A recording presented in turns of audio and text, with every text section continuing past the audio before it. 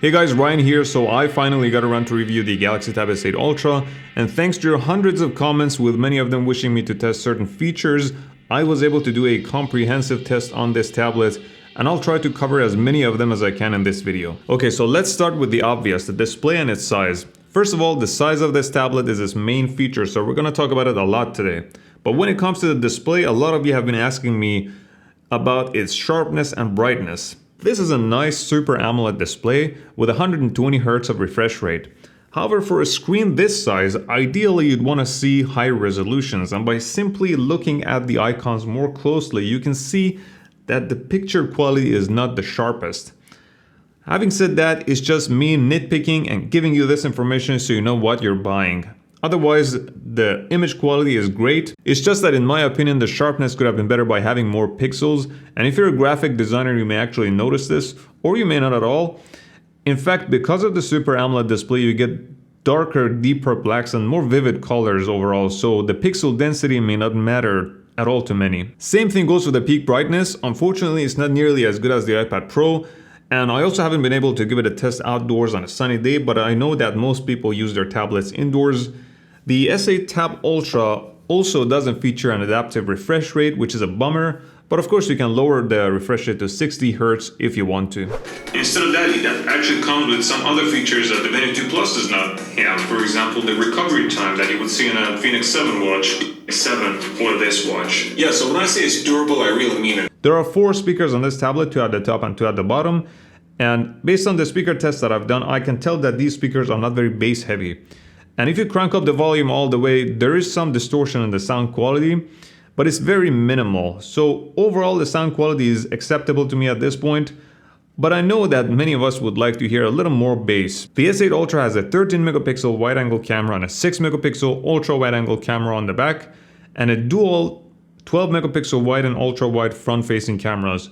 Now, I gotta be honest with you, the cameras are not the best when you compare them, or if you compare them with their latest S22 series. Don't have high expectations for the picture quality. In fact, the moment you open up the camera app, you're gonna notice some noise.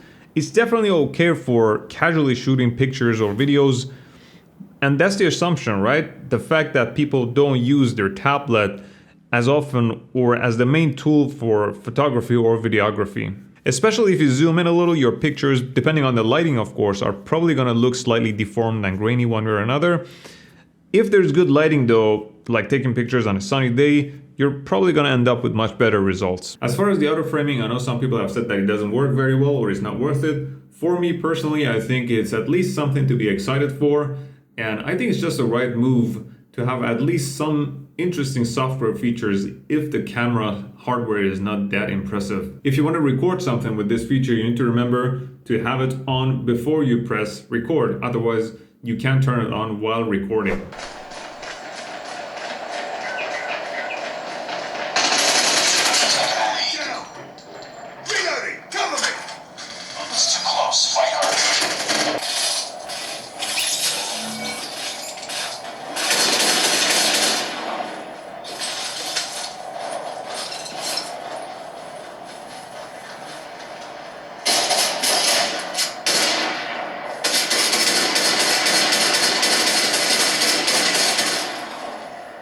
So there were quite a lot of you who wanted to know about the gaming performance of this beast with a Snapdragon 8 Gen 1 processor. So in my light testing, I had 5 things that I was monitoring, and these are the gaming experience without a controller, the FPS, the graphics, the heat, and finally, the effects of a display with 120Hz refresh rate on gaming performance. In this particular experiment, I tested 6 popular games, including Genshin Impact, and for all of them, I used the highest settings in graphics. Now, if you want to do a true benchmarking or check the performance in detail, there are obviously more tweaks you can do to perform these tests, but for the purpose of this generic test, I just wanted to know the overall performance and behavior in those 5 categories. What I can tell, and this is what people want to hear, is that having a 120Hz refresh rate is something that can make a difference in your gaming, especially in multiplayer games. For example, when I changed the refresh rate to 120Hz, I suddenly became the best player in multiple rounds playing Call of Duty with the graphics settings maxed out, and the average FPS was around 60. However, playing a game like Fortnite with higher graphics only made things slightly worse in terms of performance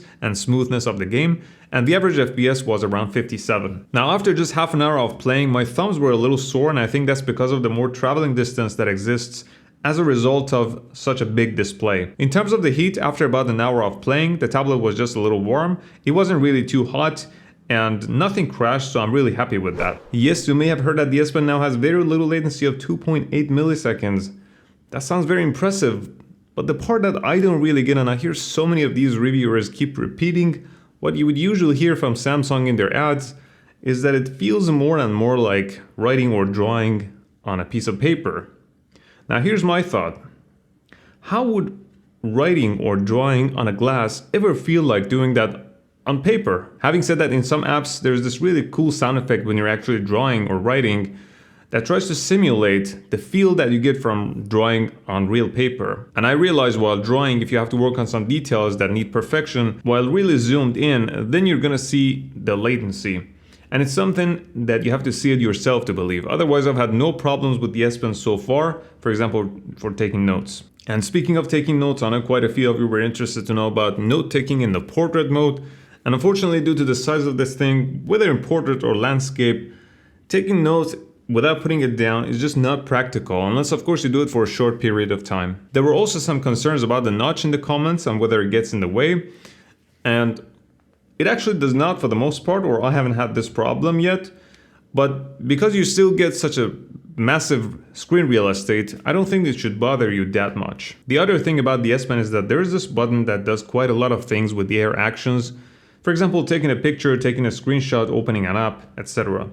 But it's just hard to find if you want to quickly find it by touch. And I often find myself looking for the button. One great feature that this Android device has is Samsung DeX.